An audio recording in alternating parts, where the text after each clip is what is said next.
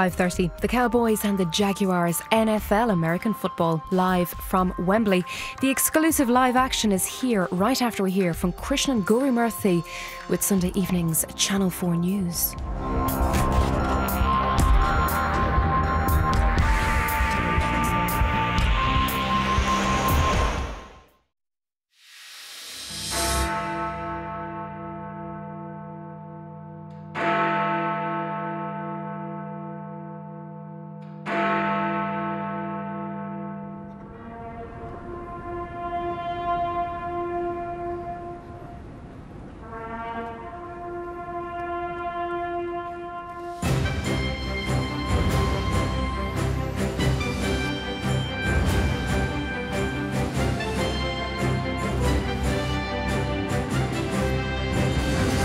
The Queen lays the first wreath at the cenotaph while her grandson does the same in Afghanistan. Good evening. 100 years after the First World War began, 70 years after D-Day, and with British forces still in danger in places like Kandahar, the nation stopped in silence for 2 minutes this morning to remember. Also tonight, name names or move on, says Ed Miliband's new campaign chief to Labour MPs who give anonymous quotes about how much they want a new leader. We're live in Sierra Leone tonight, where the World Health Organization warns Ebola is now rampant. And 25 years after the wall came down, the German Chancellor recalls her own East German youth. The nation fell silent at 11 a.m. in memory of members of the armed forces who've lost their lives in conflict. The Queen and other members of the royal family joined David Cameron and senior politicians to lay wreaths of poppies at the cenotaph. Remembrance events have been held across the country and overseas, including Afghanistan, as Nellifer Hedayat reports.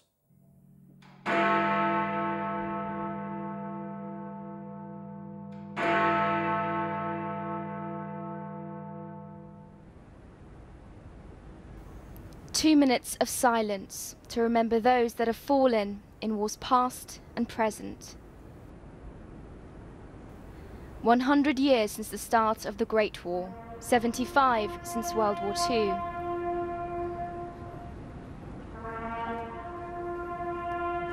And it's this year that British forces pull out of a long war in Afghanistan.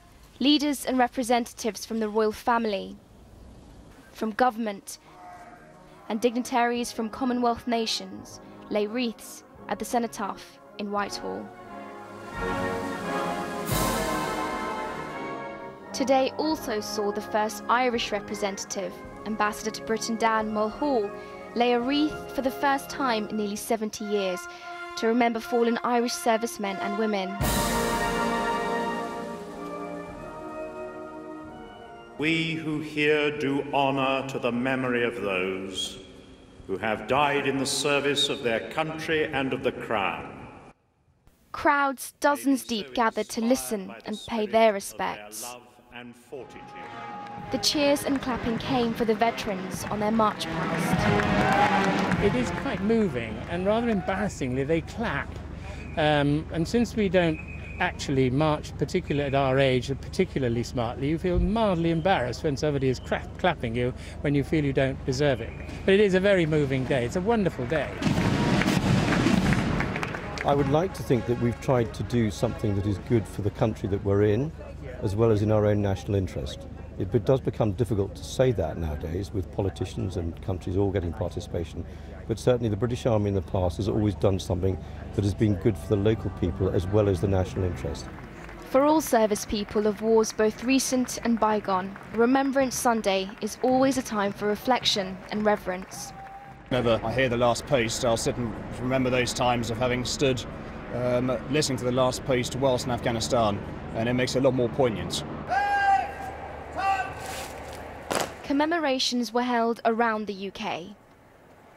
In Glasgow,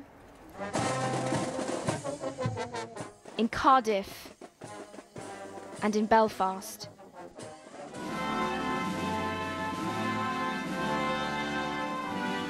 For those still serving in Kandahar, Afghanistan, those living the legacy of one of Britain's wars, today isn't just a chance to remember the dead from decades past, but to also pay respect to those that have died in combat recently and those that will fall in the future.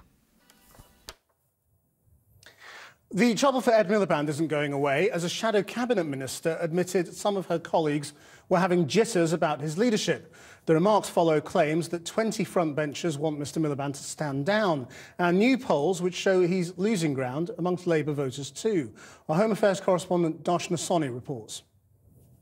His supporters have dismissed the continuing bad headlines as a ruthless monstering by the right-wing press. But today it's the front page of The Observer that's the most damaging for Ed Miliband. 20 shadow ministers are apparently on the brink of calling for him to quit. None have agreed to go on the record. One man named as a potential plotter who would, a Labour backbencher who says Mr Miliband will lead the party into the election, but the numbers show us that he's not popular with the electorate. That's the reality of it. So what we need to do is to spread the load amongst the shadow cabinet and push some of them to the fore. Let's not believe that more Ed, as I've heard said, is the answer to winning the general election in 2015. More or less of Ed? What do voters want? No comment from Mr Miliband as he left home for today's service of remembrance. Are you losing your party support, Ed? Morning. His critics say he's a leader who doesn't look like a leader, who can't connect with people. With just 6 months to go before the election, strategists are debating whether he should take a step back. Labour's rattled because Ed Miliband's ratings have fallen from bad to catastrophic. But also, the party has done badly in a recent by-election. And it now looks divided, so the stories about Labour MPs being rattled makes things worse. And this is what's giving the party the jitters, as the Shadow Minister Caroline Flint describes it. One poll suggesting only 34% of people who voted Labour at the last election believe Mr Miliband is up to the job of Prime Minister, compared with 51% a month ago. And although Labour is still ahead of the Tories in the polls, another suggests Labour's 4-point lead would double if Mr Miliband stood aside for either Chuka Umunna or Alan Johnson. Although Mr Johnson has repeatedly ruled out any ambition to stand, one senior Labour MP told this programme there's such a thing as duty and he might be compelled to change his mind. Trending online, the Twitter hashtag #WeBackEd. Supporters want their leader to take charge, stressing that the headlines are a distraction from the problems facing David Cameron, not least the upcoming Rochester by-election being fought by defector Mark Reckless for UKIP. All my life I've watched Labour leaders being denounced by the media, but they did the same to John Smith, to Neil Kinnock, and I haven't come across any Labour MPs saying they want Ed Miliband to go. But of course this helps fill the front page. His aides insist the press has exaggerated the scale of the discontent, and tomorrow Mr Miliband will try to shift the headlines with a major speech on Europe. And we'll be discussing Ed Miliband's leadership and whether he should stay or go later on in the programme. Now, a British father of 2 is thought to have killed himself in a suicide bomb attack in Iraq. The man, named in reports as Kabir Ahmed from Derby, is thought to have blown himself up while fighting with Islamic State forces in the town of Beji, north of Baghdad. The Foreign Office is investigating what happened.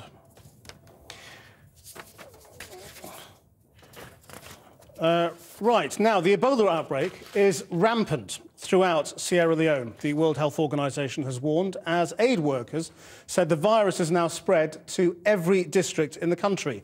Some of the worst hit areas are under strict quarantine, but it's proving impossible to contain the disease. Well, our chief correspondent, Alex Thompson, is in the Sierra Leone capital, Freetown. Alex.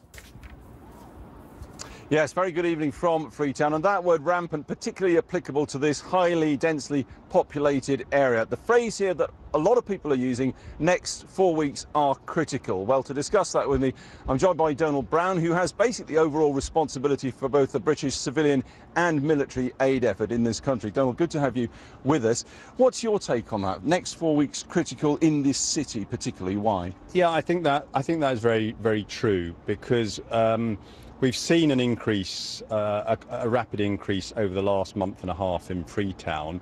At the same time, the UK effort here supporting the government has really kicked in, and a priority focus for us was Freetown, because a third of the population live here, of the whole country. And Kerrytown, our first treatment centre, came online last week. The laboratory came online the week before, which doubled the capacity of the country overnight. And we've focused on getting what they call the command and control up and running in Freetown. So now there is a centre which links labs, beds, treatment, so you actually know what's going on and you know how to coordinate your response. Critical system therefore in place, and yet the rate of increase in cases week on week keeps going up and keeps going up in this city. Why? Yeah. Well, because it takes a while for those things I've talked about to kick in and really have an effect. So we always expected them to keep going up for a while. It's going to take anywhere between, say, 3 to 6 weeks to see these systems have an effect. And so I'm actually quietly confident we'll start seeing that. And in fact, there is some early indications. A key area we focused on in Freetown is burials. When I came here first 6 weeks ago, there were many bodies lying in the street for 4 or 5 days. Now we pick up 100% of reported bodies every day and get them buried within 24 hours. And you think bodies, why is that important?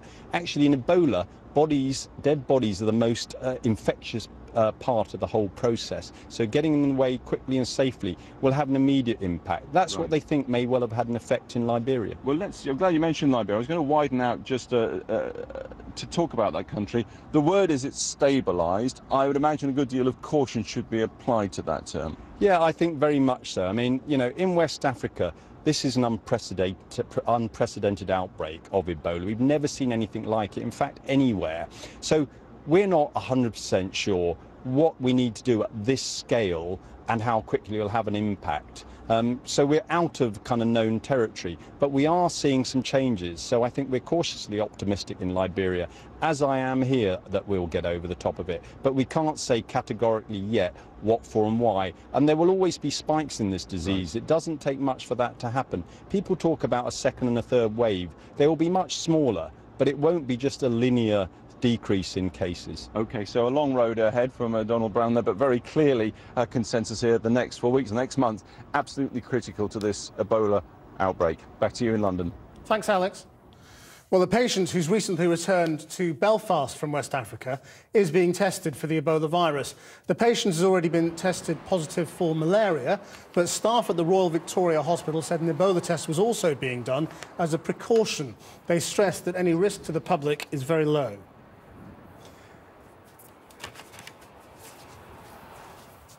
Now, there's a huge party at Berlin's Brandenburg Gate tonight as Germany celebrates the 25th anniversary of the fall of the Berlin Wall. White balloons will be released into the sky this evening along part of the former barrier which divided the city and for 28 years symbolised the Cold War. The German Chancellor, Angela Merkel, led the celebrations at the main memorial site, declaring the fall of the wall showed that dreams can come true. On the night of the 9th of November 1989, thousands of East Berliners streamed over the wall, triggering the collapse of communist regimes across the Soviet bloc.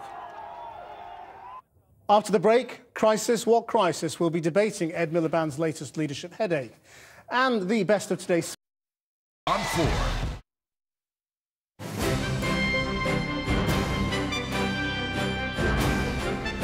Welcome back. Now let's return to those problems Ed Miliband is facing over his leadership amid claims that front benchers are lining up to press him to stand down.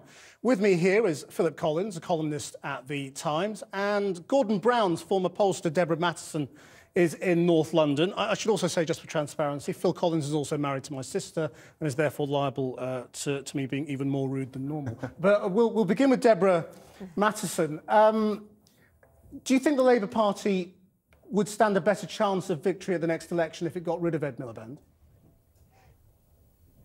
No, I don't. And I don't... I mean, there is in any case no mechanism for making that happen. It isn't going to happen. And I think that really, you know, the party needs to sort of line up behind Ed and you know, ensure that he gets the best possible chance of winning. I think that, you know, he's in a difficult position. It's been a difficult time. I think that he has underplayed his hand and he needs to up his game and all those cliches that we've been hearing over the last couple of days. But in the end, you know, the Tories aren't doing very well. Labour is consistently ahead in the polls. And I think that with a bit more effort, Labour can still do it. Philip Collins, can Labour still do it? Well, I very much doubt the last part of it. I agree with Deborah that it's not going to happen, and there's no plan. There's no other person that the plotters want to go to. And in any plot that's successful, there's always somebody there waiting to take it on, and there is nobody in this instance. However, it's a big stretch to say that therefore he's got the capacity to turn it around in 6 months. I can't think of any political example in the whole of political history of someone who's got such poor ratings being able to turn it around and transform it in such a short space of time. Deborah Matheson? Yeah, I mean, look, I'm not saying it's going to be easy, but I do think that it's doable. You know, Labour, taking today's polls, and there's been a lot of talk about how bad they were for Ed, actually Labour is on average still 3 points ahead. You know, look at the polls and look at what's happening to the Conservative Party. I do focus groups all the time. People really, really are not happy with this government. You know, in the end, there are only 2 election strategies. They're steady as we go, or time for a change. But, Deborah, what the Labour MPs are really worried about, of course, what Caroline Flint calls the jitters, is that 12 months ago they were on 44, 45% in the polls, and now they're regularly in the low 30s. And they all think it hasn't stopped yet. And Scotland really spooked them, because the whole strategy is based on the core vote coming out for Labour, staying solid from 2010, and it looks like that's starting to crack too. Now, Ed Miliband is not the kind of Labour leader who's going to pull over lots of former Conservatives. He's not really even trying to do that. So if the core vote starts to crack, then there's real trouble. So the Labour MPs are worried. You're right, they're still ahead just about in the polls, but they're very fearful of where it's going. They think that it's a dynamic position and they're heading downwards. Free fall is the word that you hear time and time again from Labour MPs. I just don't know whether you've got any optimism in what you hear from people about why you should think, oh, it's going to stop there and it's all going to be okay. Yeah, no, I mean, I think that's right. But I think in the end, and you've hinted at this in what you've just said, you know, the survival instinct of those MPs will win. And I think that, you know, Ed, of course he needs to up his game. He needs a plan. He needs a very clear plan, and he needs a plan that will win back Haven't you his all been saying personal that for years, though? and the party's credibility. Sure, but I mean, you know, he now really needs to make it happen, and actually maybe having a few months will focus the mind. But I think the other thing is that those MPs who are fearful of losing their seats need to rally behind him, because that is the best way of keeping those seats. I agree with you about the core vote and the worries about the core vote, and I've been saying for a long time that Labour was far too complacent about UKIP, about losing the white working class vote, and I also feel that, you know, what's happened in Scotland is a sign of complacency, but there will be a new leadership there. Hopefully they can turn that round. Meanwhile, what I think we're seeing is some buyer's remorse from people who felt bounced into supporting the union and then subsequently felt unhappy about it. I think it's a slightly different dynamic going on in Philip Scotland. Collins, I mean, why does anybody think things would be better under Alan Johnson or anybody else? Wouldn't you have all the same problems? I think you would have the opportunity to restart the economic conversation, albeit at the 11th hour. I mean, I don't, as it happens, think that would be a sensible thing to do. I think it's far, far too late. So I think at this point, what's going to happen is they'll probably wound Ed Miliband, but not depose him, which will be the worst of all worlds. But what they can do, therefore, the thing that Ed ought to do, as he's got a big speech tomorrow on the economy, is to try and get back into that conversation and change the position where Labour's 20-odd points behind on the economy. We must leave it there. Thank you both very much indeed. Yeah, and sport now, and in the Premier League, there were 4 games this afternoon. The first between 2 sides who have enjoyed a positive run in form, Newcastle and West Brom. Our sports reporter Jordan Jarrett-Bryan was watching. Both a punch in the air for Alan Pardew, a punch in the gut for West Brom. In today's other matches, Sunderland and Everton drew 1-1. Stoke beat Tottenham to climb to 9th. Swansea and Arsenal are currently playing at the Liberty Stadium. The latest score there is 0-0. And in Scotland, defending champions Celtic are back on top of the Scottish Premiership after beating Aberdeen 2-1. Tennis, and Britain's Andy Murray has lost his first match at the ATP World Tour Finals in London. Murray lost in straight sets to Japan's Kai Nishikori, 6-4, 6-4. The British #1 will play his second match on Tuesday. And that's it. We're back tomorrow at the normal time of 7 o'clock. Until then, much more online. That's Channel 4 News. Have a very good evening.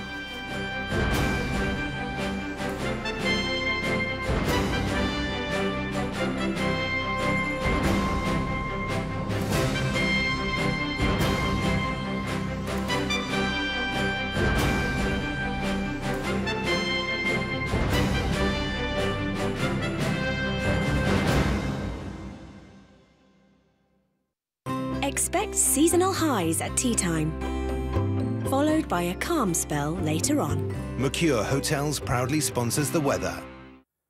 Tonight, chilly with plenty of clear spells. However, a few showers are likely in the west and south. Patchy fog will develop as the night progresses, lows of -2 Celsius. Tomorrow, some sunshine is expected, particularly in southeast England and northern Scotland, but cloud will tend to increase with a few isolated showers. In the afternoon, rain will begin to move into southwest England and Wales, highs of 14 degrees. Mostly cloudy in the north on Tuesday with spells of rain, some heavy, rather dull on Wednesday too, with showers or longer spells of rain, highs of 13. A lot of cloud with spells of rain in the south on Tuesday, but brighter in the east. Unsettled on Wednesday with sunny spells and showers, highs of 14. Expect warm conditions on a classic summer's day. Mercure Hotels proudly sponsors the weather.